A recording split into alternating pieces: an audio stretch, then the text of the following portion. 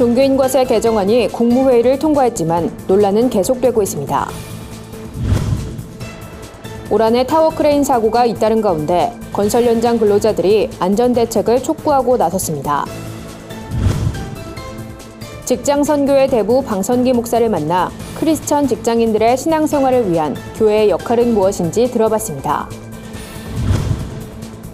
크리스천 예술가 그룹 아트미션이 한 해를 마무리하며 특별한 전시회를 열었습니다. 안녕하십니까. 구티비 뉴스입니다. 말 많고 탈 많았던 종교인 과세 개정안이 올해 마지막 국무회의를 통과했습니다. 이로써 내년 1월 1일부터는 종교인 과세가 시행되는데요. 일부 시민사회 단체들이 헌법 소원을 검토할 것이라고 밝혀 시행 이후에도 진통은 이어질 전망입니다. 홍희연 기자의 보도입니다. 국무회의를 통과한 이번 종교인 과세 개정안을 반대하는 단체들의 주장입니다. 종교인 과세 개정안에 따르면 과세 대상은 종교단체로부터 받는 종교인의 소득으로 한정돼 있습니다.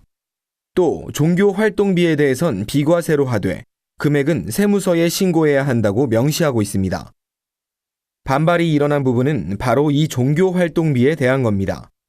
활동비 지급 건수와 총액을 신고하도록 했지만 사실상 어디에 어떻게 쓰였는지는 조사할 수 없어 유명무실하단 주장입니다. 정부는 종교활동비를 비과세 항목으로 허용하려면 최소한 그 상한선을 규정하고 종교활동비에 대한 세무조사가 가능하도록 해야 한다. 교계 보수 진영에선 종교활동비에 대한 문제가 없다고 말합니다. 이른바 골프채 구매 논란은 극소수의 일탈일 뿐 대다수 목회자들은 교회 재정을 투명하게 사용하고 있다는 겁니다. 종교인 개인에게는 종교활동비가 이제 가지 않도록 해야 되겠죠. 종교의 목적에 따라서 종교활동비도 그렇게 지출되도록 그렇게 하면 됩니다. 김동연 경제부총리는 이 같은 논란에 대해 50년 만에 과세가 시행되는 것이 중요하다는 점을 강조했습니다. 또 과세 시행 이후에도 계속 보완해 나가겠다는 뜻을 전하기도 했습니다.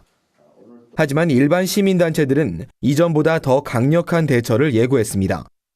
삭발 기자회견까지 열며 개정안 반대에 나섰던 한국납세자연맹 등 시민단체들은 이번 시행령에 대한 헌법 소원을 검토할 것이라고 밝혔습니다. 구티비 뉴스 홍우연입니다.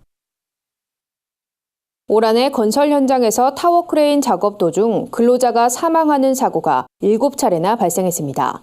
이처럼 사고가 잇따르자 타워크레인 작업자들이 직접 나서 정부의 안전대책을 촉구했습니다. 한국노총 전국 타워크레인 설치 해체 노동조합은 결의대회를 열고 정부가 노후 불량 장비 사용을 금지하고 설치 해체에 대한 자격제도와 2시간 특별 안전교육을 실시하도록 조치하라고 요구했습니다.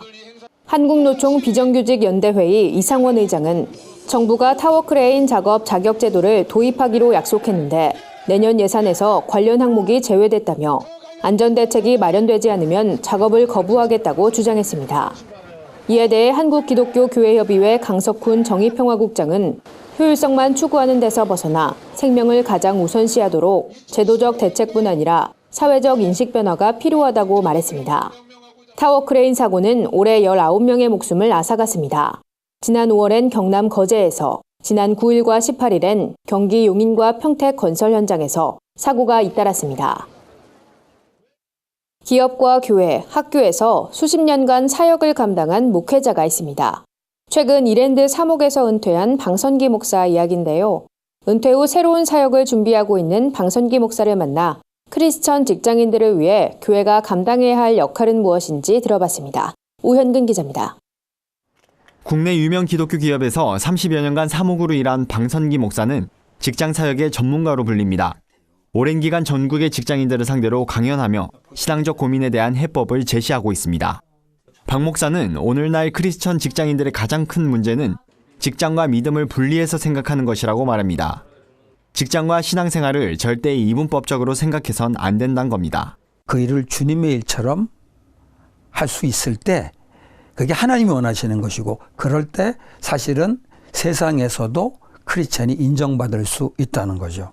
직장 일은 세상 일, 주의 일은 교회 일, 뭐 이렇게 이분화된 거, 이게 가장 큰 문제고, 이거를 좀 의식을 바꿔주는 게 중요한데.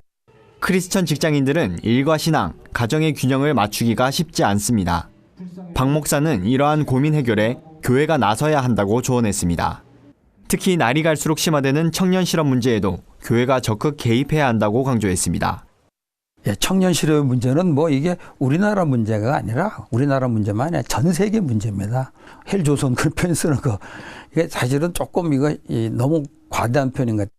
취업으로는 안 풀릴 것 같아요. 왜냐하면 기본적으로 원하는 직업이 부족한 거예요. 지금 소명의식으로 이 문제를 풀 수 있다는 거죠. 최근 이랜드는 수십 년간 이어온 사목실을 폐지했습니다. 직장 내에서 직접적인 전도를 하는 것보다 더 효과적인 방법을 모색하기 위해서입니다. 이를 위해 방선기 목사는 직장사역연구소를 세울 계획입니다. 교회에 대한 사회적 인식이 변하면서 새로운 전도 방식이 요구되는 이때 방선기 목사의 용기 있는 도전이 우리에게 큰 울림을 주고 있습니다. 구티비 뉴스 오현근입니다. 크리스천 예술가 그룹 아트미션이 한 해를 마무리하며 전시회를 열었습니다. 특별히 이번 전시회는 위로가 필요한 환우들과 간병인, 병원을 방문하는 사람들을 위해 서울 아산병원에서 진행됩니다. 아트미션은 지난 15일부터 함께하는 마음전을 열고 1부와 2부로 나눠 전시를 진행 중입니다. 22일부터 진행된 2부 전시 숲의 선물전엔 붉은 가슴 울새의 노래, 매임 속에서 축복의 통로 등 다양한 소재로 제작된 작품 20여 점이 전시됐습니다. 아트미션 김미옥 작가는 올해 세월호 가족들을 위로하기 위해 진행했던 영상 작업의 주제가 숲의 선물이었다며 같은 주제의 연장선에서 생명이 흘러넘치는 숲의 모습을 통해 병원을 찾는 많은 사람들에게 위로와 주님의 사랑을 전하기 위해 이번 전시를 마련하게 됐다고 전했습니다. 이번 전시는 29일까지 서울 아산병원에서 진행됩니다. 한편 내년이면 창립 20주년을 맞는 아트미션은 기독미술의 지평을 넓히고 성경적 비전을 나누기 위해 매년 정기전과 자선전, 기획전 등을 펼치고 있습니다. 오늘의 사회 이슈를 오현근 기자가 종합해드립니다. 오늘의 이슈 포커스입니다. 일본이 한국 정부의 일본군 위안부 합의 검토 TF 조사 발표에 어떤 결과가 나와도 재협상이 불가능함을 밝혔습니다. 일본의 한 언론은 한국 정부가 평창 동계올림픽 이후로 대응 방침 결정을 미루려는 것은 일본을 자극하는 것을 피하려는 것이라며, 그러나 한국 측의 대응에 따라선 한일 관계가 악화할 가능성도 있다고 지적했습니다. 일본 정부 대변인인 스가 요시히데 일본 관방장관은 정례 브리핑에서 위안부 합의가 양국 정상 간 합의라는 점을 강조하면서 한국 정부의 합의 이행을 촉구하며 압박을 계속했습니다. 국제사회의 강력한 대북 제재에 동참한 중국이 지난달 북한에 대한 석유 수출을 전면 중단하는 초강수를 뒀다고 로이터 통신이 보도했습니다. 중국의 이러한 조치는 극히 이례적인 일로 지난 2003년 북한이 동해상에 미사일을 발사한 후 대북 원유 공급을 사흘 동안 중단한 적이 있으나 이후 석유 수출을 전면 중단한 적은 거의 없었던 것으로 알려져 왔습니다. 북한이 석유 수입의 대부분을 중국에 의존하고 있는 점을 고려하면 이러한 조치는 북한 경제에 상당한 타격을 미칠 것으로 예상되고 있습니다. 중국의 대북 무역은 지난 9월 북한의 6차 핵실험에 따른 유엔 안전보장이사회의 대북 제재 결의가 채택된 후 갈수록 감소하는 추세를 보이고 있습니다. 올해가 며칠 남지 않은 가운데 12월 임시국회가 공전을 거듭하고 있습니다. 예정된 회기를 넘겨 파행하고 있는 임시국회가 연말도 빈손으로 넘길 가능성이 점점 커지고 있는 건데요.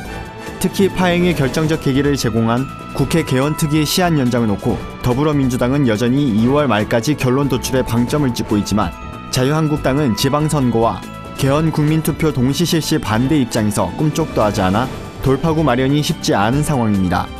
정치권 안팎에서는 여야 모두 사실상 밀어놓은 외유 일정 등으로 당장 정족수에 비상이 걸리는 상황인 점을 인지하고 있어 모종의 결단이 나올 수 있다는 관측이 예상되고 있습니다. 정부가 살충제 계란 사태를 계기로 생산 환경을 선진화하고 살충제, 농약 등 유해 물질을 먹거리에서 차단하는 범정부 종합 대책을 마련했습니다. 정부는 살충제 계란 사태 후 홍남기 국무조정실장을 팀장으로 한 TF를 9월부터 가동해 국민이 안심할 수 있는 안전한 먹거리 환경 조성을 위한 4대 분야의 20개 개선 대책을 내놨습니다.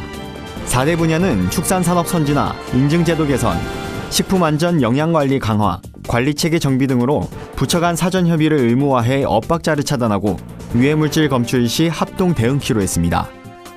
공직선거법이 투표지를 촬영하는 행위를 금지하는 가운데 법원이 투표지와 투표용지의 차이를 처음으로 해석한 판결을 내놨습니다.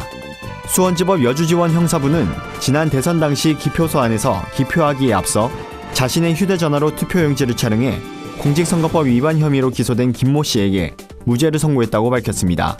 법원은 공직선거법의 투표지가 아닌 투표용지를 촬영한 행위에 대한 처벌 조항이 따로 없는 점을 이유로 투표지와 투표용지의 차이를 명확히 했습니다. 수원지법 관계자는 이번 판결이 투표지와 투표용지의 개념을 구별해 무죄를 선고한 최초의 사례라는 점에서 의미가 있다고 말했습니다. 구티비 뉴스 오현근입니다. 주요 단신입니다. 한국기독교목회자협의회가 28일 한국기독교회관에서 2018 한국인의 종교생활과 신앙의식조사 1차 발표회를 진행합니다. 한목협은 이번 조사는 교회와 사회에 균형 있고 도덕적인 삶을 제시하고 한국인의 종교와 신앙에 대한 책을 출판하고자 5년에 한 번씩 진행하고 있다고 밝혔습니다. 한국기독교교회협의회가 12월에 주목하는 시선으로 김영미 독립PD의 스텔라 데이지오 추적기사를 선정했습니다. 교회협은 김영미 PD의 추적기사를 통해 재난에 대한 언론의 역할에 주목하고 침몰사고에 대한 우리 사회의 주의를 환기시켰다고 선정 이유를 밝혔습니다. 국제구호개발 NGO 컴패션이 전 세계 가난으로 고통받는 어린이들의 실상을 알리기 위한 2018 컴패션 윈터스쿨을 진행합니다. 윈터스쿨은 내년 1월 2일부터 2월 27일까지 한국 컴패션 사옥에서 진행되며 가상현실 체험을 통해 필리핀 어린이들의 삶도 엿볼 수 있습니다. 학원 복음화 협의회가 내달 31일부터 2월 3일까지 천안 백석대학교에서 진로와 소명 미니스트리즈와 함께 전국 청년 대학생 연합 수련회를 엽니다. 미로찾기란 주제로 열리는 이번 수련회는 청년들이 복음 안에서 진정한 자아를 발견하고 소명을 따르는 길을 찾을 수 있도록 돕기 위해 마련됐습니다. 이상으로 뉴스를 마칩니다. 구티비 뉴스는 인터넷 신문 데일리 굿뉴스를 통해서도 보실 수 있습니다. 시청해주신 여러분 고맙습니다.